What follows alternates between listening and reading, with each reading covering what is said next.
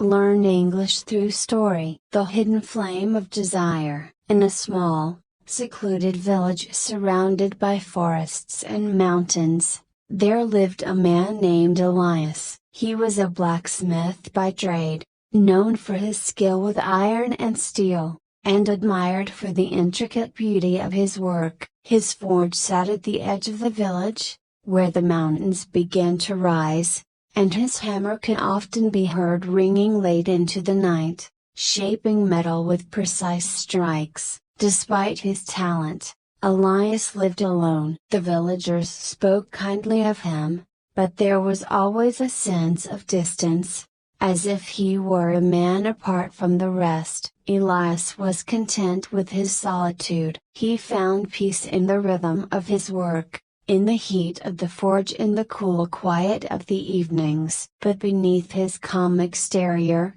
there was something else, a restlessness, a hunger that gnawed at him in the still moments of the night. It was a desire, not for wealth or power, but for something deeper, something more elusive. He had never been able to name it, but it had been with him for as long as he could remember, a flame hidden deep within his soul. It flickered and burned, fueling his work, driving him to create, but it also left him with a sense of longing that he could not understand. He had spent years trying to quench it, to ignore it, but it always remained, just out of reach, whispering to him in the silence. One evening, as Elias sat by the fire after a long day in the forge, a knock came at his door. It was a rare occurrence, and most of the villagers left him to his work, only coming to him when they needed something repaired or commissioned. He opened the door to find a stranger standing on his doorstep. The man was tall, with dark hair and eyes that seemed to gleam with an unnatural light. He wore a cloak of deep crimson, its edges embroidered with gold, and he carried an air of quiet power. There was something unsettling about him, something that made Elias instinctively wary. "Good evening," the man said, his voice smooth and rich. "I am Valen, a traveler passing through these parts. I've heard of your skill as a blacksmith and thought to visit you." Elias frowned, unsure of what to make of this visitor. "It's late," he said cautiously. "The forge is closed for the night." Valen smiled, a slow, knowing smile that sent a shiver down Elias's spine. "I'm not here to commission work, not tonight at least. I've come to offer you something that I think you might find a broken bar interesting." Elias felt the hidden flame within him stir, a flicker of curiosity and something else, something darker. "What do you want?" he asked, his voice tight. Valen stepped closer, his eyes gleaming. "I know what you seek, Elias. I can see the hunger in your eyes, the desire that burns within you. You long for something more, something greater than the life you lead here in this quiet village." Elias stiffened. "I don't know what you're talking about." "Ah, but you do," Valen said softly. "You've felt it your entire life, the flame of desire, hidden deep inside you, waiting to be kindled. You've tried to suppress it, to drown it in your work, but it's always there, isn't it? A constant whisper in the back of your mind, reminding you that there is more to this world than what you've known." Elias's heart pounded in his chest. How could this stranger know such things about him? How could he have seen into the very depths of his soul? He wanted to slam the door, to shut Valen out, but he found himself unable to move. "What are you offering?" Elias asked, his voice barely above a whisper. Valen's smile widened. "A way to fulfill that desire, to give life to the flame that burns within you. I can show you how to harness it, how to use it to create something greater than anything you've ever imagined. But be warned, Elias, once you've ignited that flame, it can never be extinguished." Elias stared at him, Torn between fear and temptation, the flame inside him surged, as if it were responding to Valen's words, urging him to listen, to accept. For so long, he had been searching for something, without even knowing what it was. Could this stranger truly offer him the answer? "What do you want in return?" Elias asked, his voice hoarse. Valen's eyes gleamed with satisfaction. "Only that you follow your desire wherever it leads, that you do not turn away from it, no matter the cost." Elias hesitated, the weight of the decision heavy on his shoulders. He had always lived a simple life, content with his work and his solitude. But the flame inside him had never been satisfied, had never allowed him to truly rest. Could he continue living like this, always longing for something more? Or was it time to embrace the fire within and see where it would take him? After a long moment, Elias nodded. "Show me." That night, Valen led Elias deep into the mountains, to a place where the air was thin and cold, and the stars seemed impossibly close. They came to a cave, its entrance hidden by thick vines and moss, and Valen motioned for Elias to follow him inside. The cave was dark and silent, the only light coming from the faint glow of Valen's eyes. At the heart of the cave was a pool of molten metal, its surface shimmering with an eerie light. Valen gestured toward it. "This is the source of the flamea, the pure essence of desire, molten and untamed. It is from this that all creation is born, and it is from this that you will draw your power." Elias stared at the pool, mesmerized by its glow. The heat from it was intense, but it did not burn him. Instead, it seemed to call to him, the flame inside him resonating with the power that lay before him. Valen handed him a small,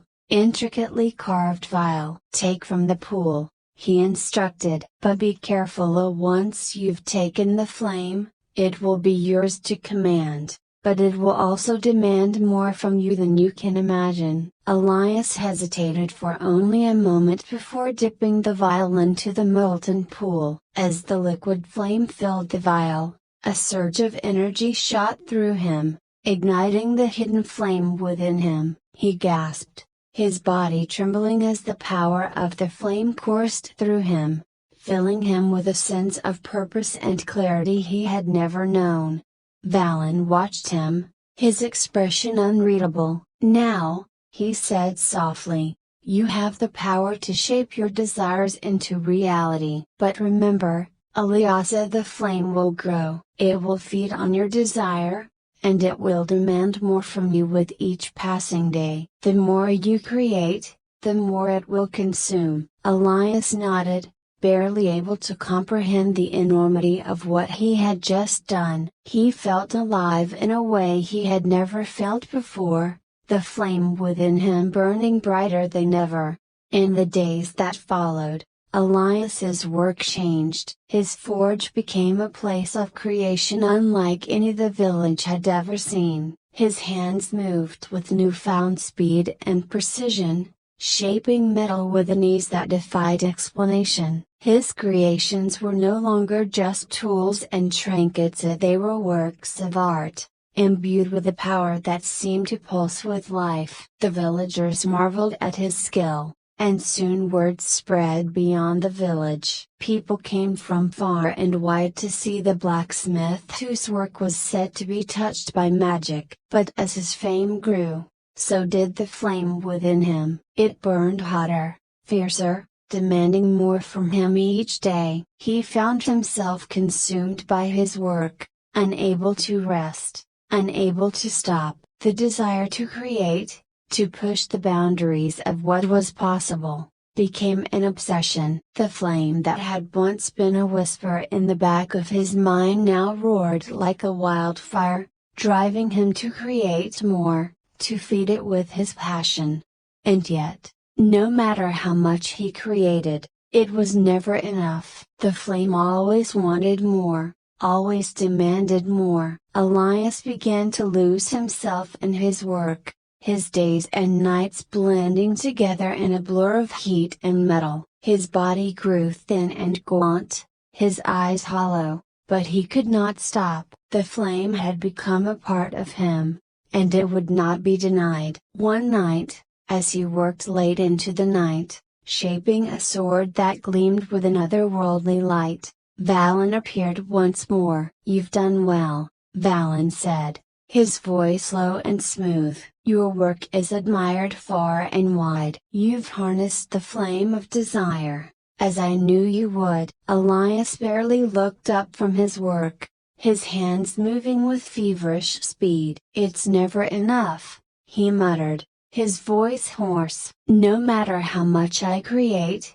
it's never enough." Valen smiled, but there was no warmth in it. "That is the nature of desire, Elias. It is insatiable. The more you feed it, the more it grows. You have chosen this path, and now you must walk it to the end." Elias stopped, his hands trembling. "What end?" Valen's eyes gleamed in the dim light of the forge. "There is no end, not truly. Desire is a flame that can never be extinguished. It will burn within you for as long as you live, and beyond." Elias stared at him, the weight of Valen's words pressing down on him. He had thought that by embracing his desire, by giving into the flame, he would find fulfillment. But now he saw the truth that the flame could never be satisfied. It would consume him, burn him to ash, and still it would hunger for more. He dropped the sword he had been working on,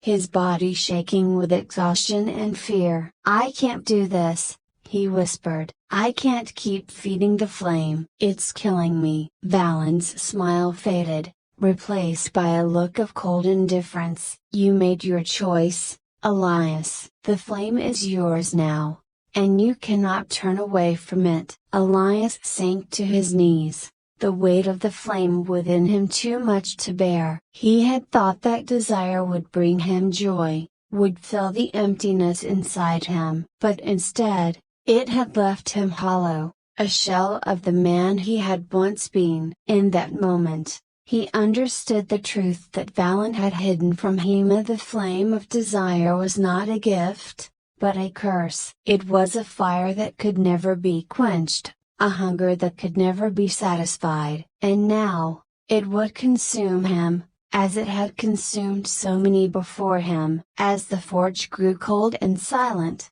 Elias knelt in the darkness, the flame of desire burning within him, a hidden fire that would never die. Desire, when left unchecked, can become an all-consuming force. It drives us to pursue more, to want more. But fulfillment can never be found through endless striving. True peace comes not from feeding the flame of desire, but from learning to temper it, to find balance, and to appreciate what we already have. The hidden flame of desire, if not controlled, will burn everything in its path. I hope you enjoyed the story. If you enjoyed, then please like and share this video, and don't forget to subscribe our YouTube channel. Thank you for watching.